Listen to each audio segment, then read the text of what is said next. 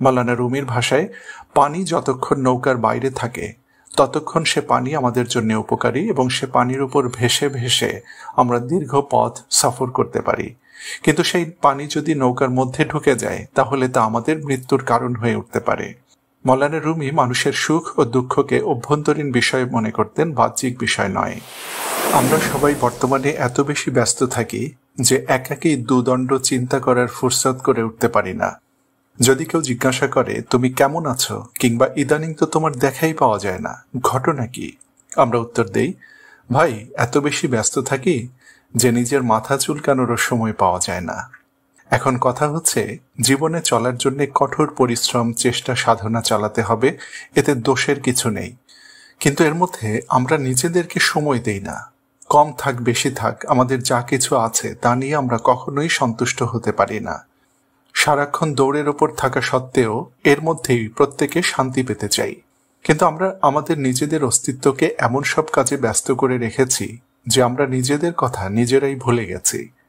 পারস্যের প্রখ্যাত কবি ও সুফি সাধক মাওলানা জালালউদ্দিন রুমি রহমাতুল্লাহ আলাই তার মসনবী কাব্যগ্রন্থের এই 2 পংক্তিতে এ সম্পর্কে বলছেন, তুমি কিছুক্ষণ এর পেছনে ছুটছ, আবার কতক্ষণ ছুটছ ওর পেছনে।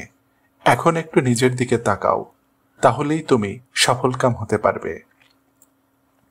তো বন্ধুরা, আমরা নিজেদের জীবনে যে 2 প্রধান কারণে নানা রকম দুঃখ কষ্টে পড়ে থাকি, মাওলানা রুমির সহযোগিতায় আজ সে কারণগুলো চিহ্নিত করব এবং সেগুলো থেকে বাঁচার উপায় খুঁজে বের করার চেষ্টা করব।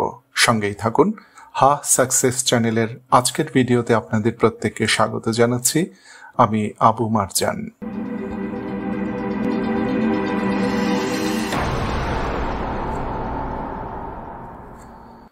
আপনি স্বীকার করুন আর নাই করুন, আমাদের সকল সমস্যা আমাদের চিন্তার জগৎ থেকে সৃষ্টি হয়। যদি চিন্তা না থাকে, যদি কল্পনার জগৎ না থাকে, তাহলে আমাদের কোনো দুঃখই থাকে না। অনুতাপ, অনুশোচনা, দুঃখ, কষ্ট, ক্ষোভ কিংবা হিংসা, বিদ্বেষ সবকিছুর অস্তিত্বই বিলুপ্ত হয়ে যায়। চিন্তা শক্তি না থাকলে আমরা যেমন অতীতে ফিরে যেতে পারি না, তেমনি ভবিষ্যৎ বলেও কোনো কিছুর অস্তিত্ব থাকে না। কিন্তু আমরা বেশিরভাগ ক্ষেত্রে নিজেরাই নিজেদের জীবনকে ধ্বংস করার পর এমন কারো সাহায্য চাই যে এসে আমাদেরকে দুঃখের অনল থেকে মুক্তি দেবে। মাওলানা রুমি তার এই 2 পংক্তিতে বলছেন, আজ তুমি নিজের জ্বালানো আগুনের জ্বালানিতে পরিণত হওনি তো, নাকি তোমার আগুন নিভে গেছে, তুমি মহান রবের নূরে পরিণত হয়েছ? এখানে মাওলানা রুমি আগুন বলতে আসলে কি বোঝাতে চেয়েছেন? এর পরের গুরুত্বপূর্ণ প্রশ্নটি হচ্ছে, এখানে জ্বালানি বলতেই বা কাকে বোঝানো হয়েছে? যে জ্বালানি আপনি প্রতি মুহূর্তে নিজের তৈরি নরকের অনলে একের পর এক নিক্ষেপ করে নিজেকে জ্বালিয়ে পুড়িয়ে ছারখার করে দেওয়ার সব উপলক্ষ নিজের হাতেই তৈরি করেছেন। মাওলানা রুমি আজ আমাদের সামনে একটি গুরুত্বপূর্ণ রহস্য উন্মোচন করতে যাচ্ছেন। এই রহস্য এতটা সহজ ও কার্যকর যে তা শোনার পর বেশ কিছু মুহূর্ত আপনি তা বিশ্বাসই করতে পারবেন না। আমরা আপনার দৃষ্টিভঙ্গি সম্পর্কে আলাপ করতে যাচ্ছি, ধৈর্য হারাবেন না, এখনই বুঝিয়ে বলছি। একটু পেছনে ফিরে যান, আপনার চিন্তার উত্তাল জগৎকে বোঝার চেষ্টা করুন। আগেই বলেছি, আমাদের ঝঞ্ঝা বিক্ষুব্ধ চিন্তার জগৎ থেকেই আমাদের সকল সমস্যার সূচনা ঘটে। আপনি চোখ বন্ধ করে চিন্তা করার চেষ্টা করুন।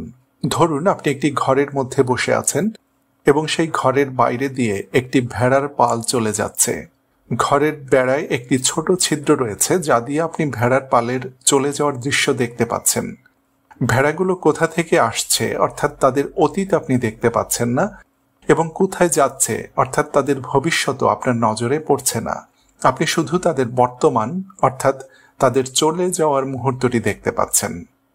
আপনি যদি বারবার এই অনুশীলনটি করতে পারেন তাহলে আপনি আপনার চিন্তার জগৎকে স্পষ্ট করে দেখতে পাবেন। আপনি প্রত্যক্ষ করবেন এসব চিন্তাধারা কত দ্রুত আপনার মাথায় আসে এবং চলে যায়। আপনার উপলব্ধি হবে এসব চিন্তা কতটা ধ্বংসশীল, এবং তার চেয়েও বড় কথা, এসব চিন্তা কতটা মিথ্যার ফুলঝুরি।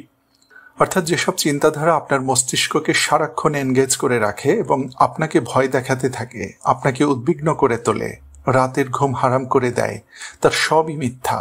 এসব ভয়ের কোনো অস্তিত্ব বাস্তব জগতে নেই। আপনি বাস্তব জগৎকে বাদ দিয়ে মিথ্যার জগতে হাবুডুবু খাচ্ছেন।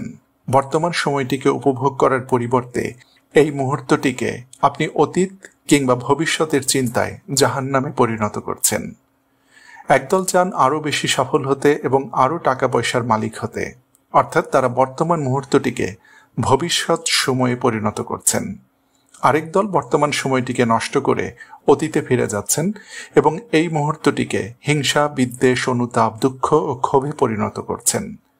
আরেক দল বর্তমান সময়েই থাকছেন, কিন্তু তারা নানা রকম সমস্যা ও সংকটে জর্জরিত। একটু লক্ষ্য করলেই দেখবেন এই তিন দলের প্রত্যেকেরই সংকট কল্পনা বা চিন্তার জগতে, বাস্তবে নয়। ফলে আমরা নিজেরাই আমাদের জীবনকে জাহান্নামের আগুনে পরিণত করছি। আর এই আগুনের জ্বালানি হচ্ছে আমাদেরই চিন্তার জগৎ।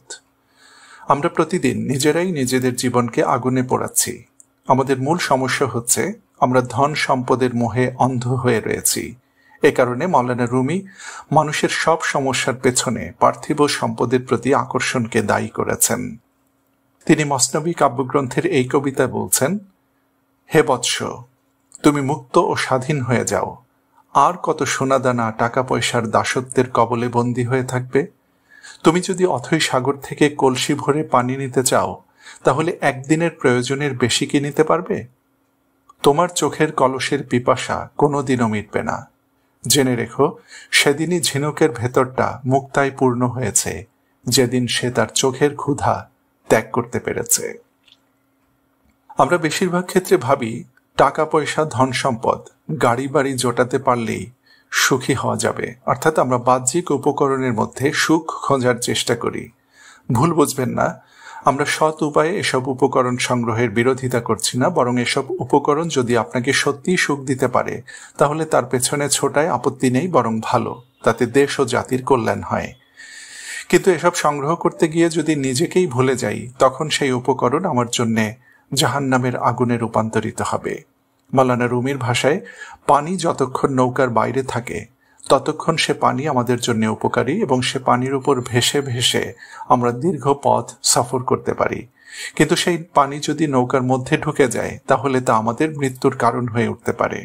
মাওলানা রুমি মানুষের সুখ ও দুঃখকে অভ্যন্তরীণ বিষয় মনে করতেন, বাহ্যিক বিষয় নয়।